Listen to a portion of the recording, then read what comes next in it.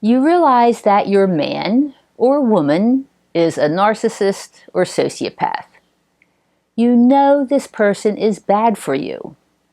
Your friends tell you to dump your so-called partner, and you know you should, but you can't. I'm Donna Andersen, author of lovefraud.com. This is our Love Fraud series on 5 steps to recovery from the sociopath. Today I'll explain the first step. Understand that the relationship with a sociopath is an addiction. Okay, let's get started. Why is it that when you know your partner is bad news, you can't end your involvement?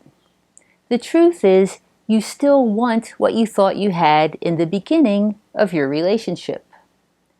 The pull is unbearably strong because it's not love that you feel, but addiction.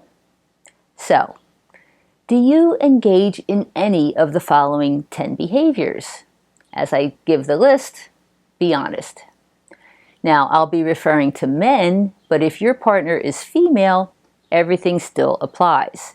Just substitute she for he. So here's number 1. You confront him about the calls in his phone from other women. He comes up with excuses. You know they're lame, but you accept them anyway. Number 2. He says that it's your fault that he cheated on you, and you agree with him. Number 3. You keep telling yourself that if you could just be more loving, patient, sexy, fill in the blank, he will make you his one and only. Here's number 4. You apologize to him for things that you didn't even do or say. Number 5.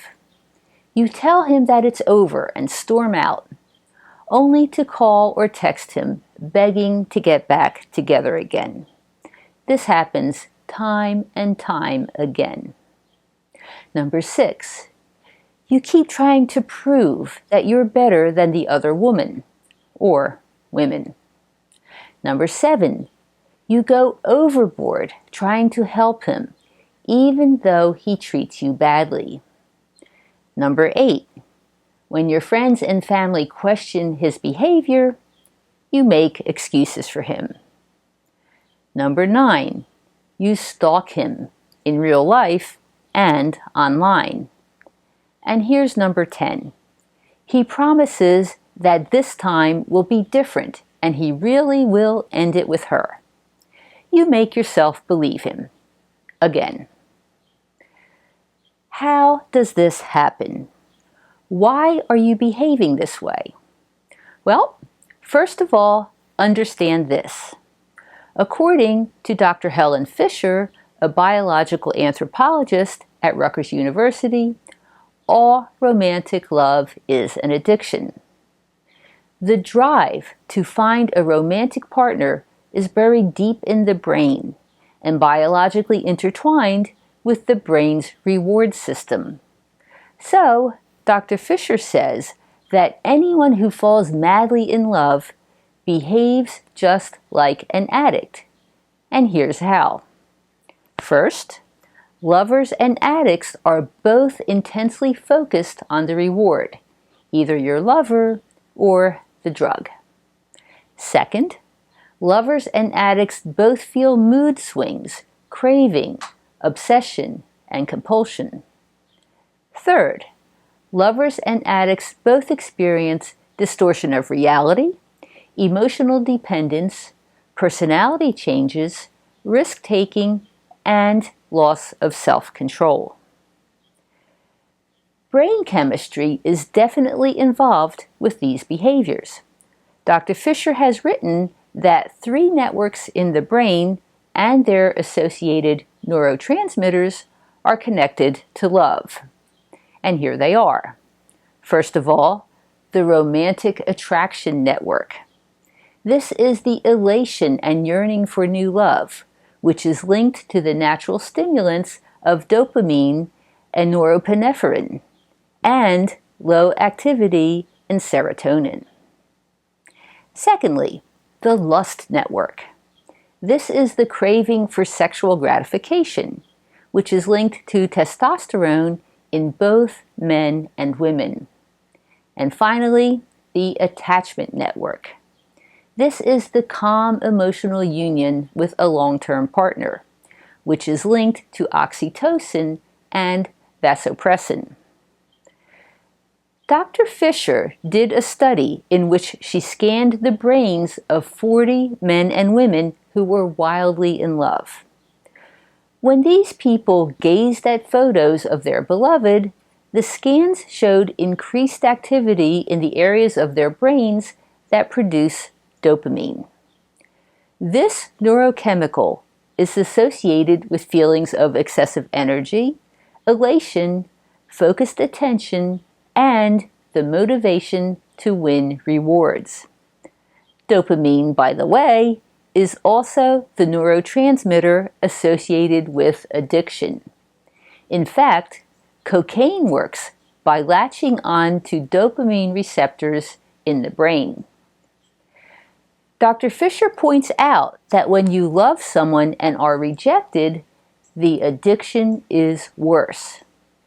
Not only do you continue to feel the intense romantic love, but you love your beau even more. Your love becomes an obsession.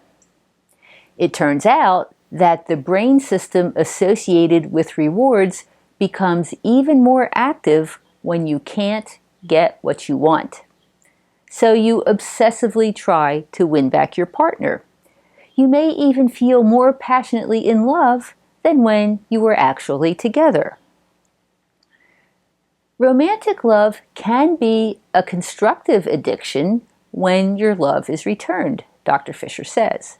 But if your love is not returned, if you are rejected, the addiction can become highly destructive.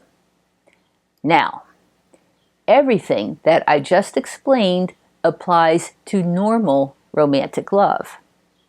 So, what happens when you fall in love with a sociopath?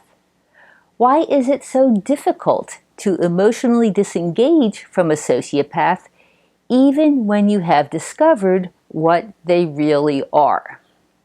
Well, here's the answer.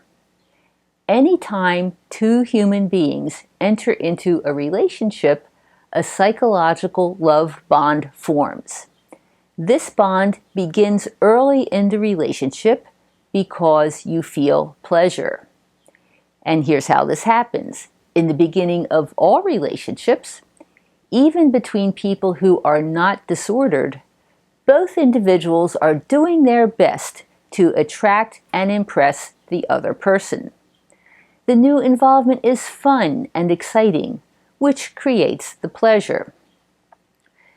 Sociopaths, of course, usually engage in love bombing. They shower you with attention and affection. They're always calling and texting. They want to spend all this time with you. And the sociopath makes you feel like the most important and loved person in the world. This intensifies the pleasure that you feel. The relationship seems to be moving ahead at warp speed. And then the sociopath does something to threaten the relationship. He or she disappears, lies, or picks a fight. You were once on cloud 9, and now you suddenly feel totally deflated. This creates fear and anxiety in you. Now, here's the kicker. Fear and anxiety actually strengthen the psychological love bond that you feel. You're desperate for the relationship to go back to how wonderful it was in the beginning. So you ask the sociopath if you can talk. You try to figure out what went wrong. You may even apologize for something that you didn't even do. Then you do get back together with the sociopath, which brings you relief and strengthens the psychological love bond that you feel. This becomes a pattern. Pleasure, followed by fear and anxiety, followed by relief, rinse and repeat.